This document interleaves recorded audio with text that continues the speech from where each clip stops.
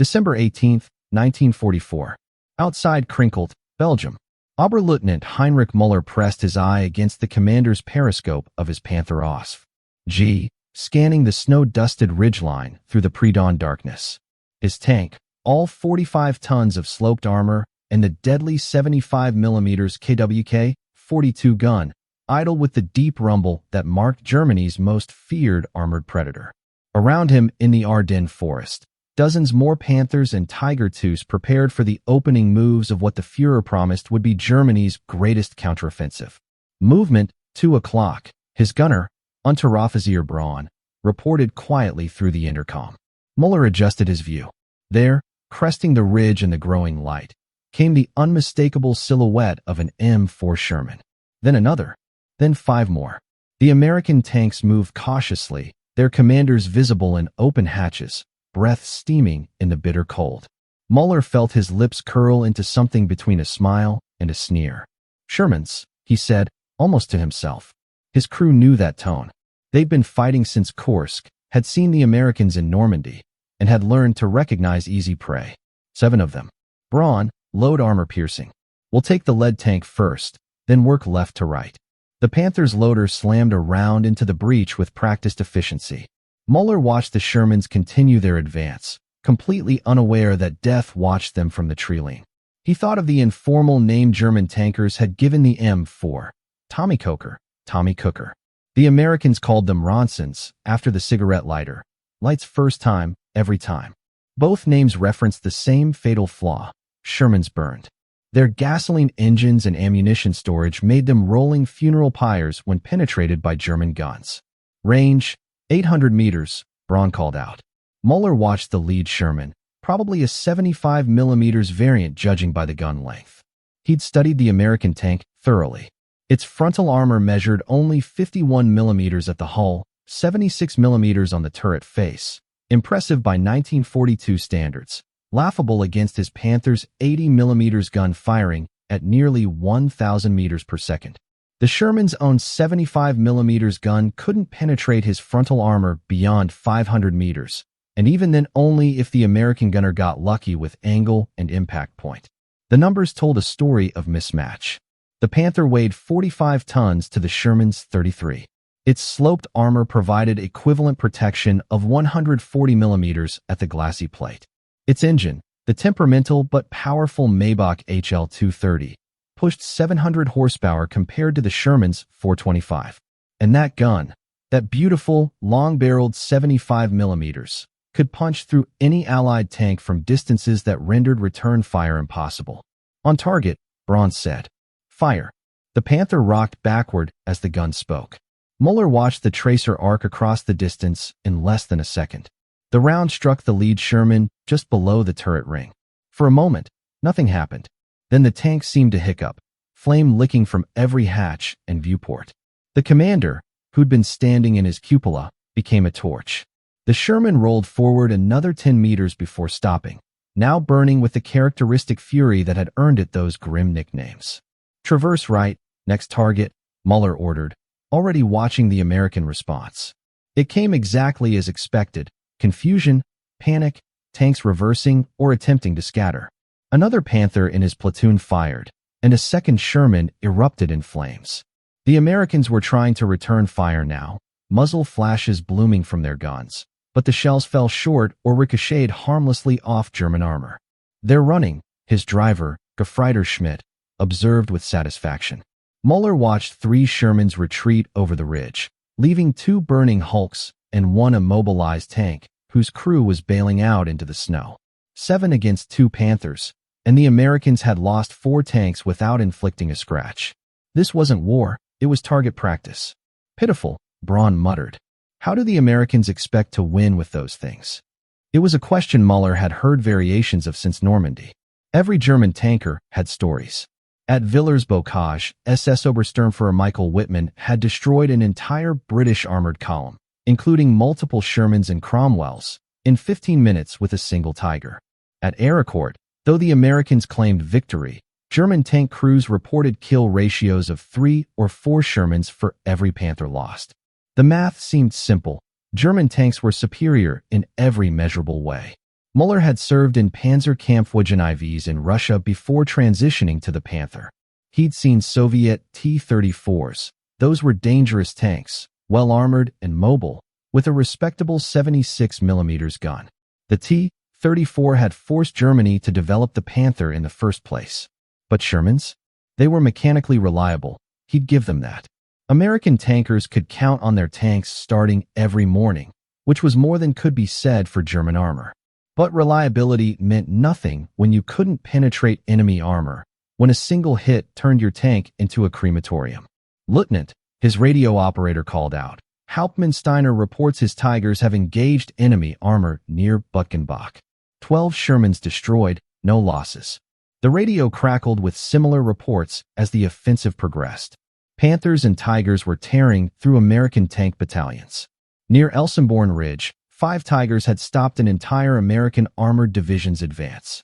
The pattern repeated across the Ardennes. Whenever German armor met American armor in direct combat, the Shermans died in droves.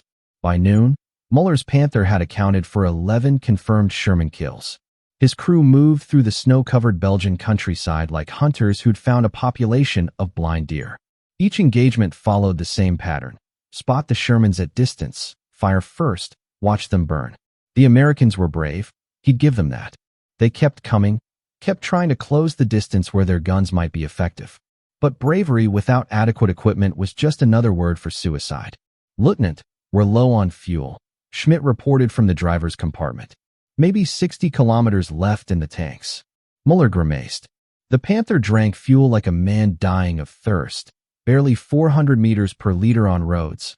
Worse cross-country. But that was a problem for later. Right now, he had a war to win. He thought back to his training on the Panther, the lectures from instructors who'd helped design the beast. The Panther OSF-G represented the pinnacle of German tank design evolution. Its sloped frontal armor wasn't just thick, it was angled at 55 degrees, causing most shells to ricochet harmlessly into the sky. The Americans had copied the concept from the Soviet T-34, but their implementation on the Sherman was half-hearted at best. The gun made all the difference. The 75mm KWK 42L/70. That L/70, meaning the barrel was 70 calibers long, could fire armor-piercing rounds that retained lethal penetration power past 2,000 meters. Müller had seen his gun punch through the frontal armor of a Churchill tank at 1,500 meters during training exercises. The Sherman's frontal armor might as well have been paper. Contact, 11 o'clock, 300 meters, Braun called urgently. Müller swung his periscope left and felt his stomach tighten. A Sherman had somehow gotten close, emerging from behind a stone farmhouse. But this wasn't a standard 75mm model. The gun barrel was longer, the muzzle brake distinctive. A 76mm Sherman, the Americans' answer to the Panther. Fire, Müller barked. The Sherman fired first.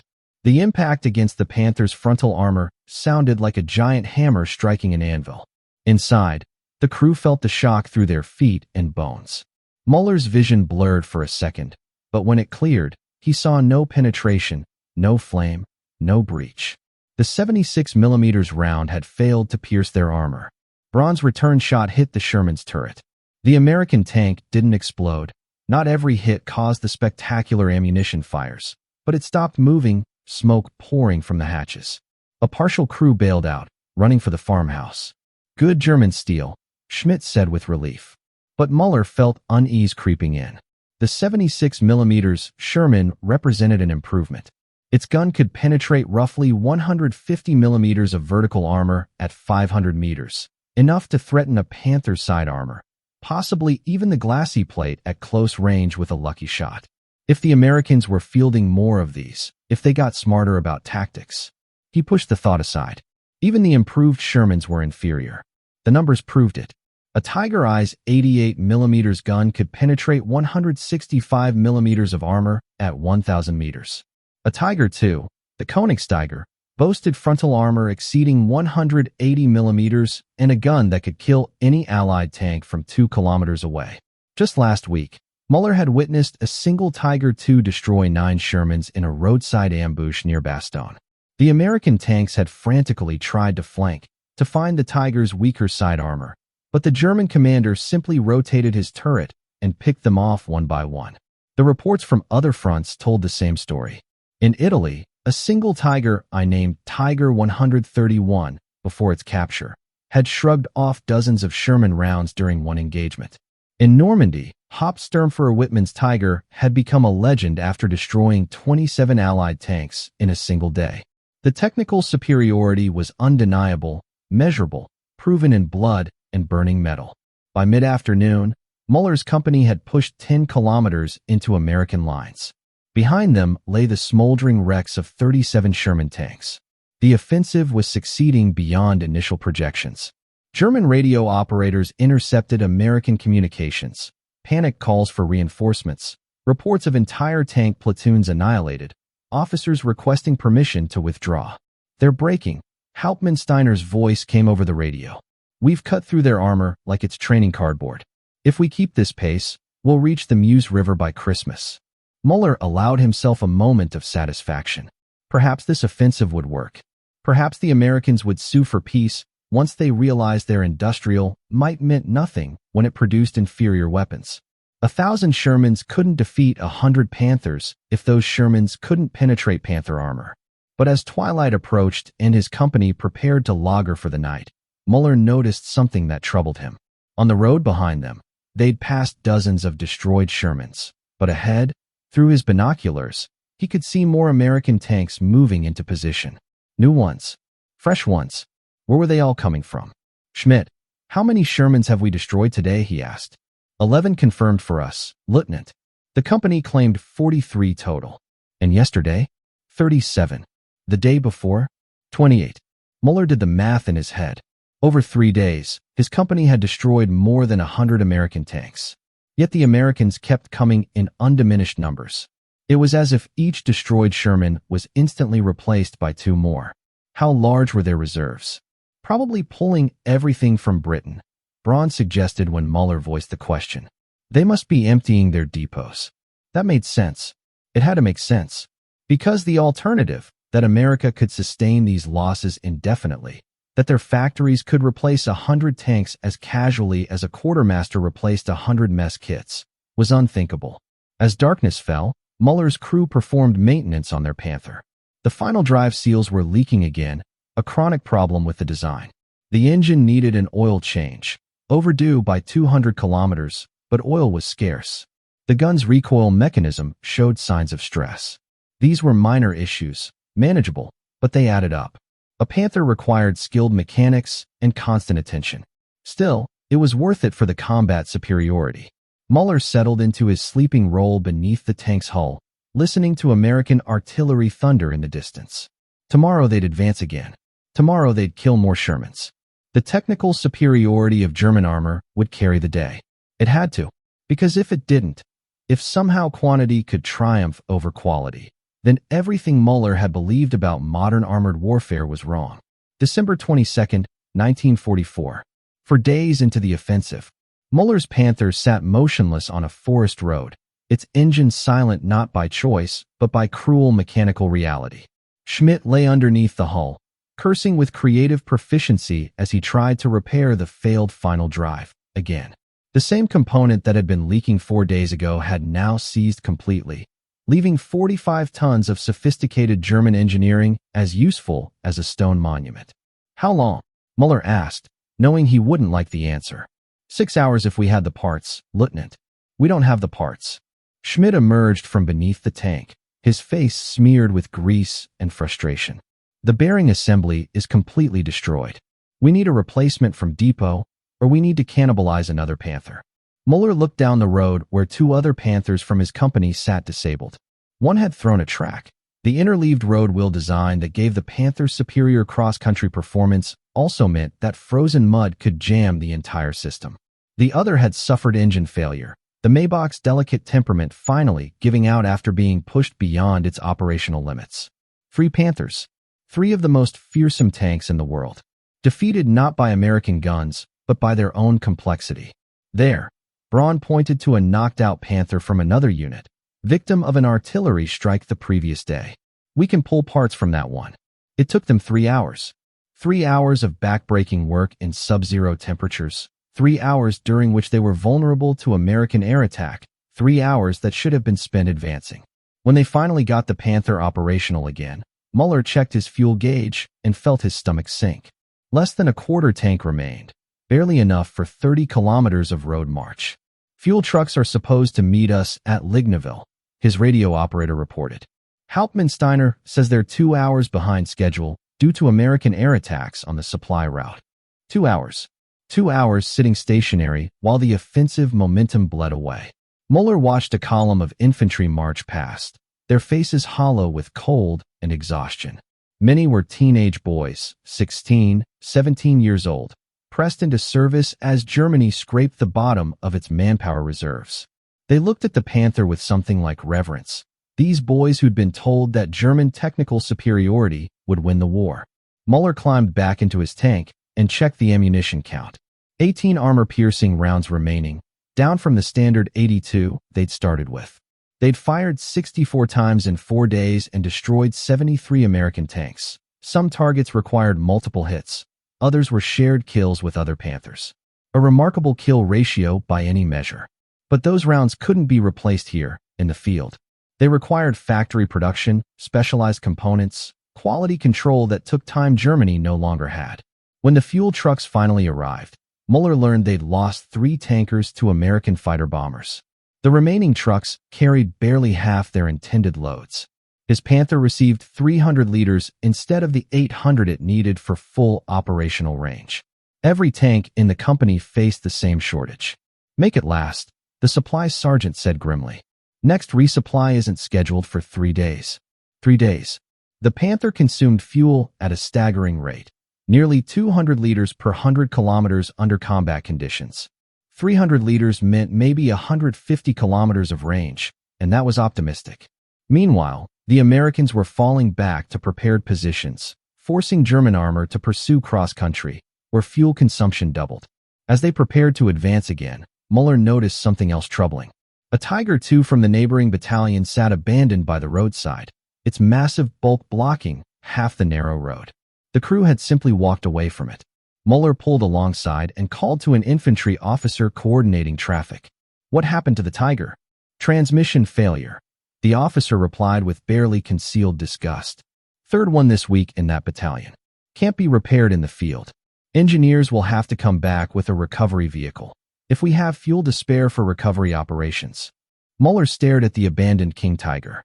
It represented the absolute pinnacle of German tank design.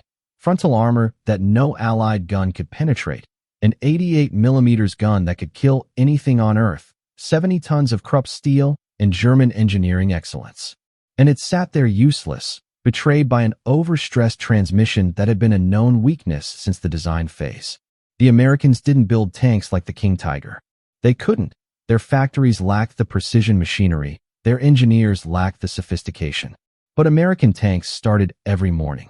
American tanks didn't need 6 hours of maintenance for every hour of combat. American tanks could be repaired by ordinary mechanics with ordinary tools. By late afternoon, Müller's company had advanced only 8 kilometers, compared to 20 kilometers the first day. Not because of American resistance, but because they'd lost more tanks to mechanical failure than to enemy fire. His battalion started the offensive with 42 Panthers. 29 remained operational. Of the 13 lost, 8 had been abandoned due to mechanical breakdowns or lack of fuel. "Lieutenant," radio message from division headquarters, his operator called. "All units are to consolidate and prepare for renewed offensive tomorrow. They're promising fuel and ammunition resupply tonight." Promises. Müller had heard many promises since 1939. He'd been promised air superiority over France and watched the Luftwaffe wither. He'd been promised victory in Russia and watched hundreds of thousands freeze to death outside Moscow. He'd been promised wonder weapons that would turn the tide and seen precious resources wasted on experimental projects while frontline units went without basics. That evening, as his crew huddled around a small fire, Braun voiced what they were all thinking. "Lieutenant, have you noticed we're seeing the same American unit markings? That Sherman we killed this morning. It had the same divisional insignia as ones we destroyed 3 days ago." Müller had noticed. The Americans weren't just replacing their losses. They were replacing them fast enough to keep the same units in the line. How is that possible? Even if their factories worked around the clock, even if they had unlimited resources, the logistics of shipping replacement tanks from America to Europe should take weeks.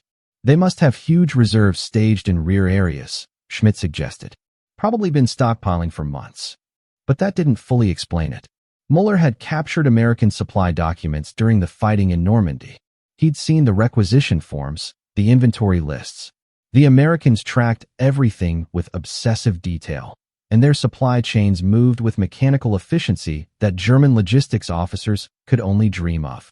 When an American tank battalion lost tanks, replacement vehicles arrived within days, sometimes within hours, complete with trained crews, full ammunition loads, and topped-off fuel tanks. German replacement tanks came when they came, sometimes weeks late, often without proper spare parts, occasionally with green crews who'd never seen combat. The Panther next to Müller's had been waiting 6 weeks for a replacement transmission.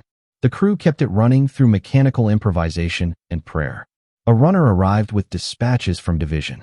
The promised fuel resupply had been delayed. American air attacks had destroyed 2 fuel columns. The ammunition trucks were stuck in traffic behind disabled vehicles. The renewed offensive would proceed, but units should conserve resources and maintain pressure through aggressive action. Conserve resources.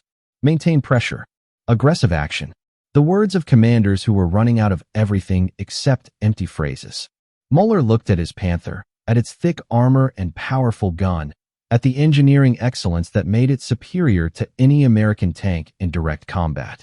But that superiority meant nothing if the tank couldn't move, couldn't shoot, couldn't be repaired when it inevitably broke down under the stress of combat operations. For the first time since the offensive began, Müller felt a cold certainty settle in his chest. They were winning every battle and losing the war. Each destroyed Sherman was replaced. Each disabled Panther was permanent. The Americans could afford to trade 3 Shermans for 1 Panther, because they had 6 Shermans waiting to replace the 3 lost, while Germany had 0 Panthers waiting to replace the 1. January 3, 1945. Wiltz, Luxembourg. The offensive had stalled. Müller knew it. His crew knew it. Every German soldier from private to general knew it, though none would say it aloud. His Panther, now one of only 17 operational tanks remaining from his original 42-tank battalion, sat in a defensive position overlooking a valley road. They were no longer advancing. They were surviving. Through his commander's periscope, Müller watched an American supply column moving with the casual confidence of an army that owned the roads. Dozens of trucks, GMC 2.5-ton Doosan-a-halves, rolled past in organized intervals. Tank transporters carried Shermans. Fuel tankers, ammunition carriers. The column stretched beyond his sight line, disappearing into the winter haze. "Should we engage?" Braun asked, his hand resting on the gun's traverse wheel. Müller shook his head. "We have 11 armor-piercing rounds left. We save them for tanks, not trucks." The words tasted bitter. 2 weeks ago, he would have called in artillery or air support to destroy such a tempting target. Now German artillery was rationed to 5 shells per day per battery, and the Luftwaffe was a fading memory. What troubled Müller most wasn't the supply column itself. It was that this was the 3rd such column he'd observed in 2 days. The Americans were moving supplies forward at a rate that seemed physically impossible. Where were they getting it all? The answer lay across the Atlantic Ocean, in places Müller had barely heard of: Detroit, Michigan; Gary, Indiana; Pittsburgh, Pennsylvania; Cleveland, Ohio. Cities that had transformed themselves into the world's largest armory, while German tankers had been mocking the Shermans' inadequacies. If Müller could have seen Detroit's tank arsenal in that moment, he would have witnessed something that defied his understanding of industrial possibility. The Chrysler Corporation facility covered 113 acres under a single roof, the largest factory building in history. Inside, 23,000 workers operated 7,000 machine tools in 2 shifts, 24 hours a day, 7 days a week.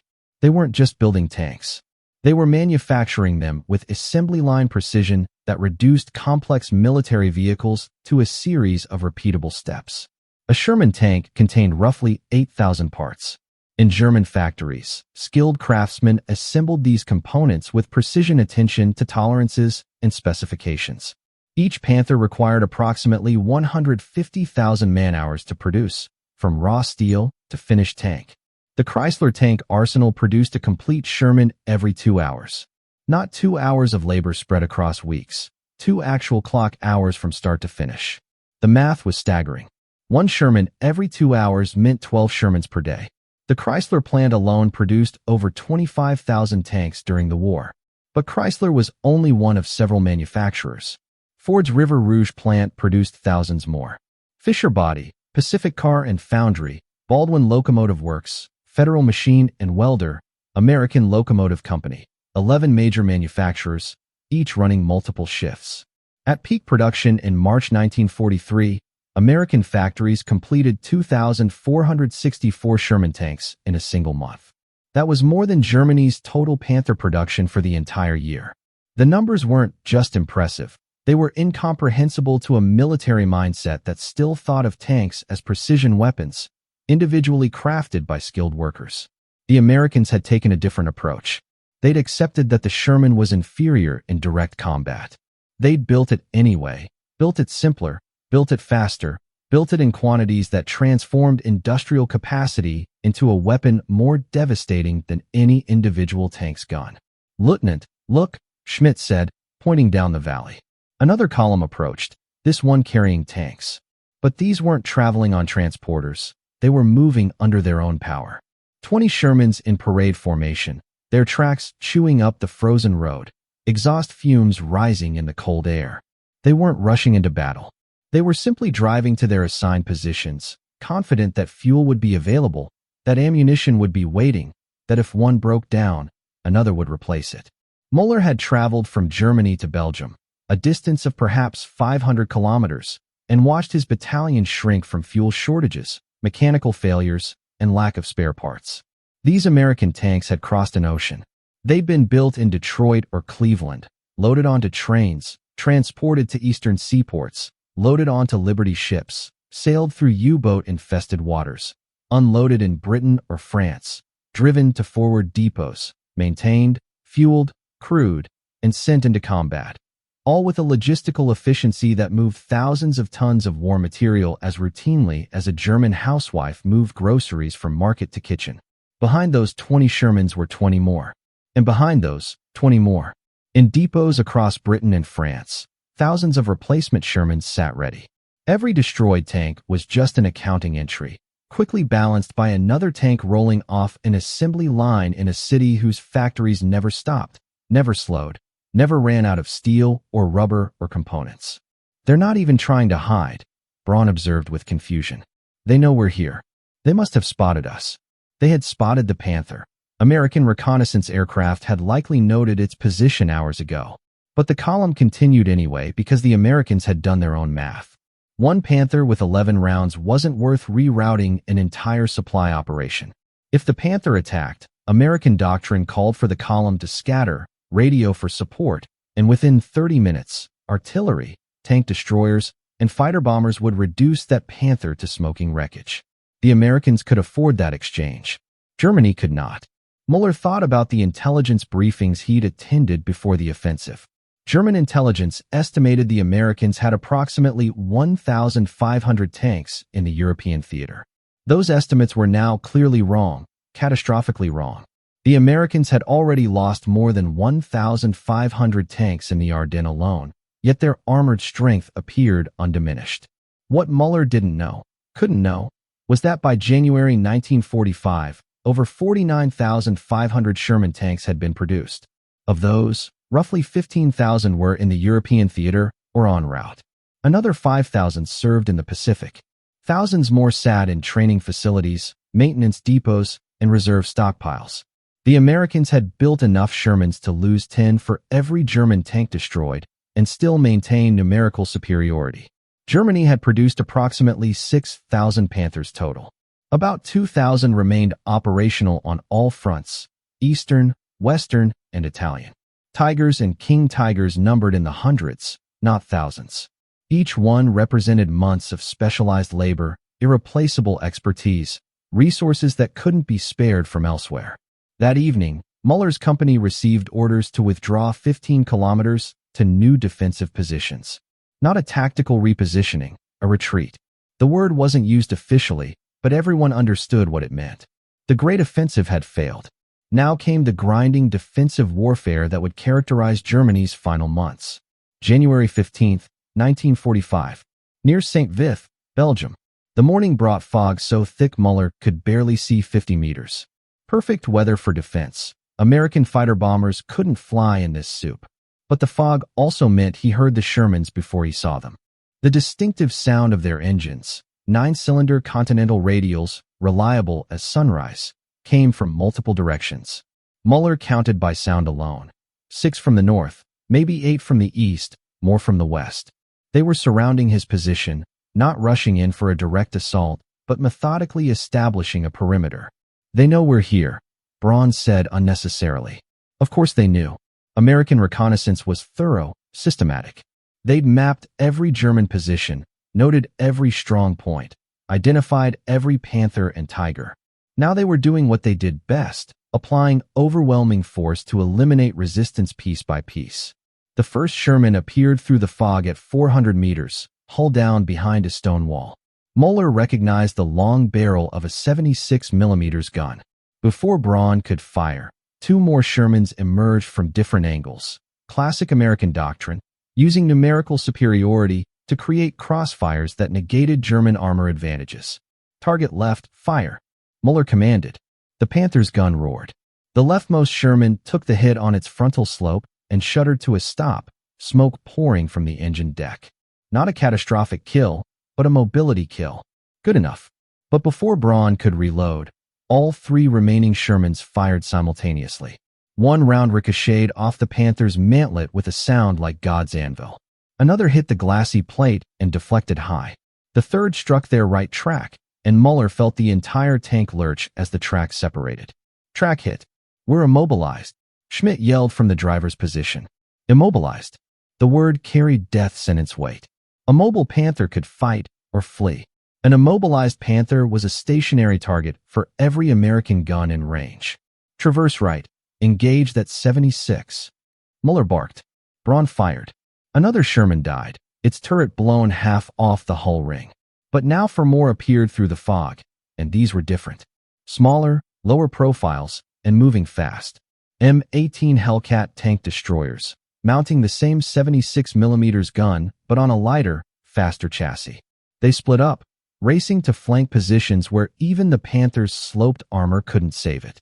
"Left side, 2 Hellcats, 300 meters, the radio operator screamed. Müller knew they had seconds. The Hellcat's guns could penetrate his side armor at this range. Braun was already traversing, but they couldn't turn fast enough to engage multiple targets from multiple angles. "Abandon tank," Müller ordered. "Out, out, out." His crew didn't hesitate. They'd drilled this maneuver 100 times. Schmidt and the radio operator dropped through the floor hatches. Braun and the loader went up through the turret. Müller followed, grabbing the machine gun and a satchel of ammunition as he went. He hit the ground just as a 76 mm round penetrated the Panther's side armor with a distinctive cracking sound. Then another. The tank didn't explode. The ammunition was stored low in the hull, protected, but smoke began pouring from every opening. His Panther, which had killed 91 American tanks in 6 weeks of combat, was done. Müller and his crew ran for a nearby tree line. Machine gun fire from the Shermans kicking up snow around their boots. They made it to cover and kept running, joining a stream of German infantry also falling back. Behind them, the Shermans didn't pursue. They didn't need to. They'd eliminated the Panther, which had been their objective.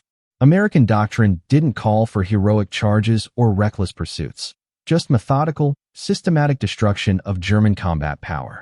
Over the next week, Müller watched the American method play out repeatedly. They never sent a tank alone, never attacked without artillery preparation, never engaged without air support once the weather cleared. And most importantly, they never seemed to run out of tanks. His battalion was reassigned to defend a crossroads near Huffeleis. Müller, now without a tank, served as a forward observer for the remaining Panthers. On January 18th, he watched an American attack develop with textbook precision. First came the artillery, 30 minutes of systematic bombardment that forced German infantry into their bunkers. Then came fighter bombers, 47 Thunderbolts that dove through anti-aircraft fire to rocket any visible German armor. Only after artillery and air had suppressed defenses did the Shermans advance, but not in a mass charge. They moved in coordinated teams, 2 or 3 Shermans advancing while others provided covering fire, leapfrogging forward in bounds that limited exposure. The defending Panthers destroyed 8 Shermans that day, but 23 more reached their objectives.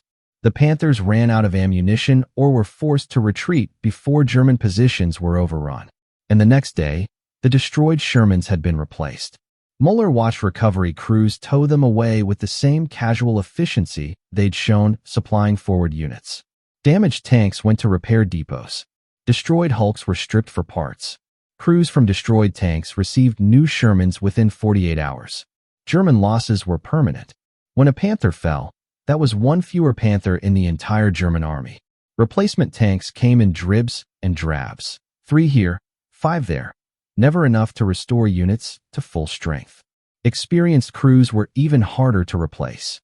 Müller's battalion, which had started the offensive with 42 tanks and 210 trained tankers, now fielded 9 operational tanks crewed by a mix of veterans and teenagers who'd received 6 weeks of training instead of the standard 6 months.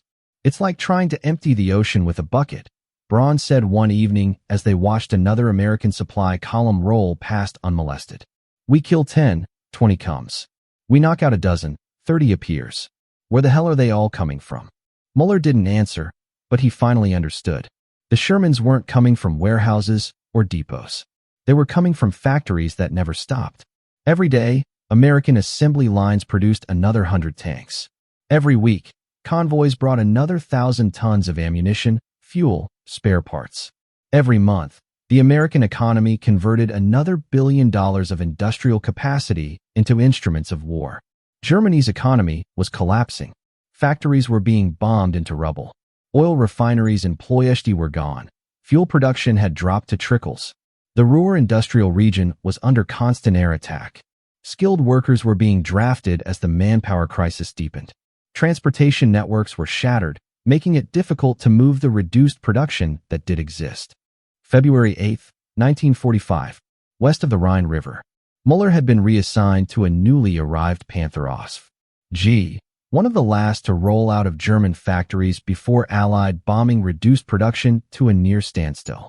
The tank smelled of fresh paint and cosmoline, and its crew consisted of himself, Braun, who'd survived with him, and 3 replacements who looked barely old enough to shave.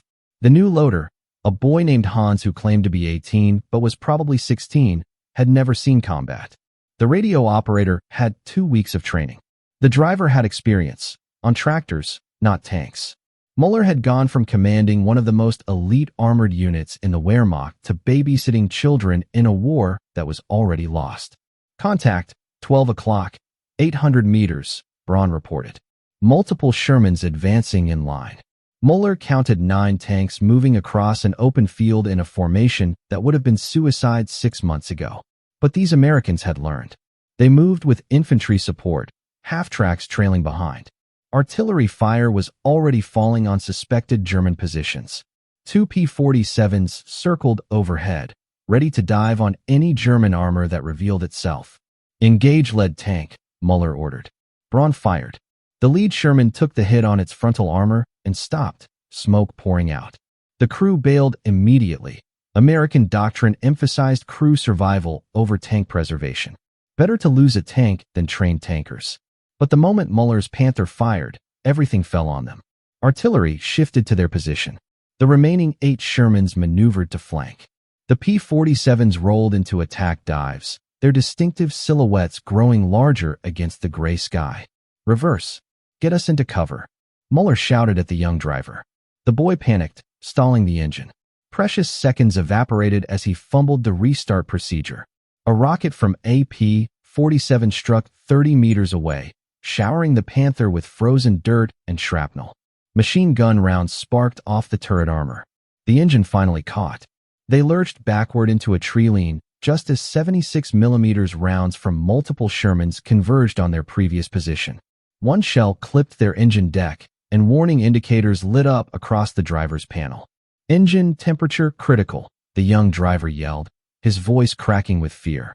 Oil pressure dropping. They'd been in combat for 90 seconds and were already crippled.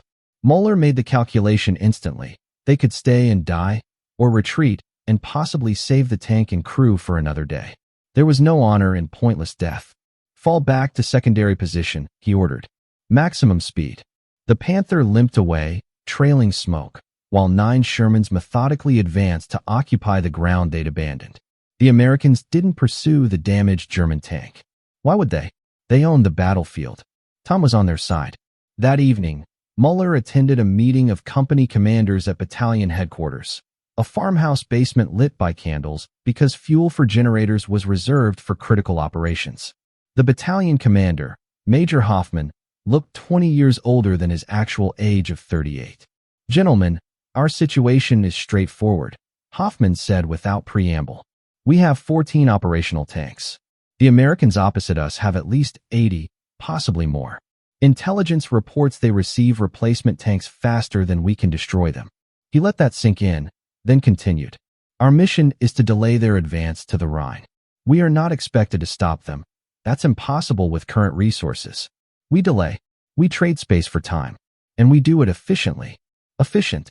A sterile word for calculated retreat, for accepting that every engagement would cost German tanks they couldn't replace, while inflicting losses the Americans would replace within days.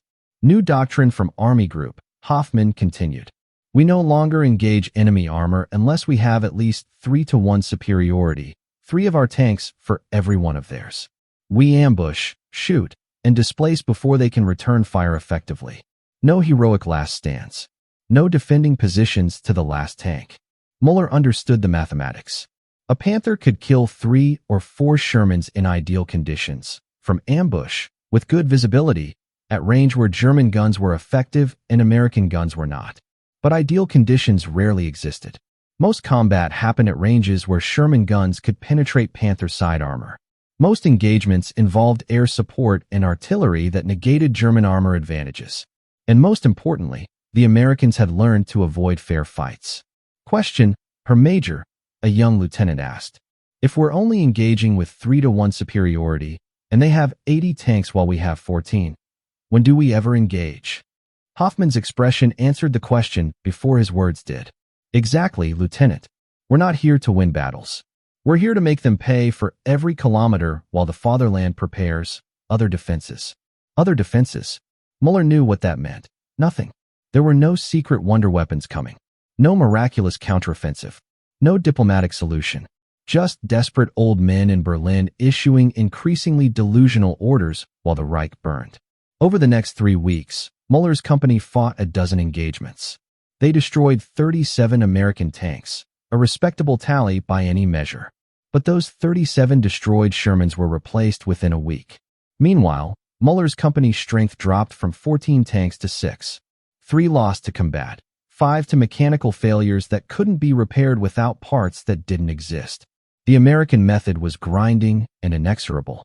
They advanced with overwhelming force, accepted casualties that would have broken a German unit, and kept coming because the casualties didn't matter. For every American tank destroyed, 2 more appeared. For every American tanker killed, 3 fresh crews arrived from training centers in Texas or California or North Carolina. Müller captured an American tanker in late February, a sergeant from Ohio whose Sherman had thrown a track during an advance. The man seemed almost embarrassed to be captured, as if mechanical failure was more shameful than combat defeat. "How many tanks does your division have?" Müller asked during the initial interrogation. The sergeant shrugged. "Hell if I know. We started with maybe 200. Lost about 60 since December. Still got over 200. That's impossible. You can't have more tanks than you started with after losing 60. Replacements, Jerry. They show up every week like clockwork. Sometimes they bring so many the motor pool doesn't have space. We got Shermans parked in every barn from here to Paris." Müller dismissed this as exaggeration or psychological warfare. But 2 days later, his company observed an American tank depot during a reconnaissance patrol. Through binoculars, he counted over 100 Shermans in various stages of maintenance and preparation. This was just one depot, supporting one core sector. How many such depots existed across the entire front? The captured sergeant had mentioned something else during interrogation, something that stuck with Müller. You guys build good tanks, no question. That Panther is a hell of a machine. But we build enough tanks. And enough beats good when you got the numbers we got. The American captain gestured to his men, who began searching Müller and his crew professionally, but without hostility. MPs arrived in a truck to process the prisoners. As they waited, Müller watched more Shermans roll past, an endless procession that seemed to have no beginning and no end. How many? Müller asked quietly. How many tanks did you build? The captain glanced at him. Shermans? I heard somewhere north of 50,000. Could be more by now. 50,000. The number was incomprehensible. Germany had produced 6,000 Panthers total and considered that a major industrial achievement. The Americans had built 50,000 of a single tank model, plus thousands of other variants, tank destroyers, and specialized vehicles. We mocked your Shermans, Müller said, almost to himself. Called them Ronsons. Tommy Cookers. Easy kills. Yeah, I know, the captain replied. And you were right. Tank for tank, the Panther's better. But we didn't need better tanks, Lieutenant. We needed enough tanks. And America? America's got enough of everything. As MPs loaded Müller and his crew onto a truck, he took one last look at his Panther. An American recovery crew was already approaching with a tank transporter. They'd haul it back to some depot, study it, strip it for intelligence, maybe put it in a museum someday as a curiosity. A relic of an army that had built magnificent weapons but lost the war of factories. The truck drove past the Rhine, crossed the pontoon bridge swaying under the weight of endless traffic, and headed west toward prisoner processing centers. Along every kilometer of road, Müller saw what the American captain had tried to explain. Not just tanks, but everything. Mountains of supply crates. Fuel dumps that stretched for acres. Ammunition stockpiles that could sustain armies for months. Field hospitals with more medical equipment than most German cities. Repair depots where damaged Shermans were being rebuilt on improvised assembly lines. This wasn't just military logistics. This was American industrial might turned into a weapon more devastating than any gun or bomb. Every factory in Detroit, every steel mill in Pittsburgh, every oil refinery in Texas had become part of a war machine that could absorb catastrophic losses and emerge stronger. In the back of the truck, young Hans asked the question they were all thinking. Sir, how did we ever think we could win? Müller closed his eyes. Because they believed in quality over quantity. Because they trusted in German engineering excellence. Because they'd mocked the Sherman as inferior without understanding that in modern industrial warfare, superiority came not from individual excellence, but from mass production, logistical efficiency, and the ability to sustain losses that would cripple any other nation. The Panthers and Tigers had been magnificent tanks, the best in the world, arguably. But magnificence didn't win wars when the enemy could field 10 adequate tanks for every magnificent one. 50,000 Shermans had rolled across Europe, and German tank crews had destroyed thousands of them. But there were always more. Always replacements. Always another Sherman cresting the ridge, another column on the road, another factory in America completing another dozen tanks while German production withered. We couldn't, Müller finally answered. We just didn't know it yet. The truck carried them west, past endless American supply lines, past tank parks holding hundreds of reserve Shermans, past a victory built not on superior weapons, but on the terrible mathematics of industrial warfare. The math that said quantity, when produced in sufficient excess, became its own form of quality. The math that said reliability and numbers could defeat sophistication and skill.